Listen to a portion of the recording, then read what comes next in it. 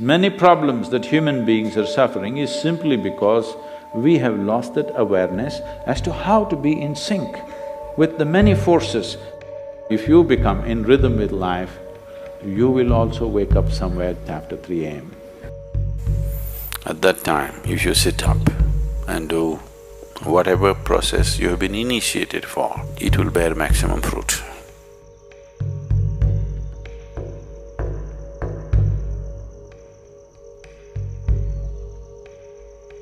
In the way the planet is spinning and what is happening, something very fundamental changes somewhere between 3:20 to 3:40.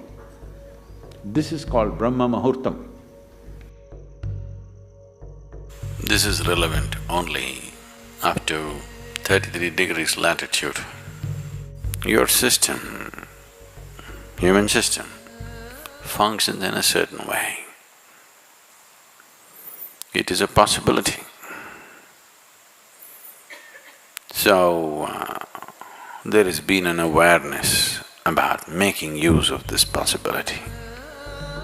Your life is a product of many things that we call as the universe, many things that we call as existence. So, we are a consequence of a certain phenomenal happening that we call as cosmos. We are not an individual existence. So when you get in sync, certain things will happen. You know, there's a cicadias in where we are in Tennessee, the US ashram, they wake up once in 17 years. Can you beat it? They know it is 17 years and they come awake and they breathe and they go back to sleep. They're keeping time once in 17 years. No alarm bell anywhere. Well, how is this? I'm saying they're in sync with nature. We have lost sync within nature and we think that is our nature. No. All the many ailments, many problems that human beings are suffering is simply because we have lost that awareness as to how to be in sync with the many forces which are making us who we are. So yoga is to bring that sync so that you are in rhythm with life. If you become in rhythm with life, you will also wake up somewhere just after 3 a.m. If you're conscious, suddenly a certain spark of aliveness will happen within you. Even if you're in deep sleep, you will come awake. This must happen to you. This means you're falling in sync with it. You're falling in sync with life.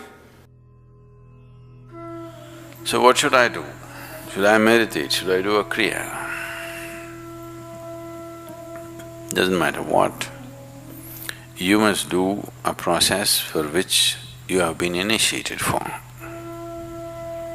Because initiation means you were not just taught a practice, it was introduced into your system, it was implanted in your system. So whatever, if there is a life seed within you, if you're awake at Brahma Muhurtam and sit for whatever that practice is, it bears maximum fruit because of the way the planet is behaving in relation to your system. If you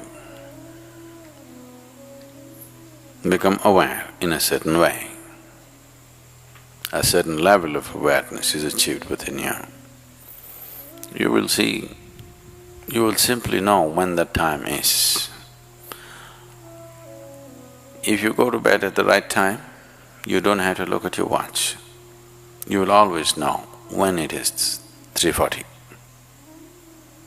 because the body will behave in a different way. At that time, if you sit up and do whatever process you have been initiated for, not what you picked up from a book, it will bear maximum fruit. The seed will get the necessary support at that time for it to sprout or spurt up more rapidly than at other times. This is only for the initiated.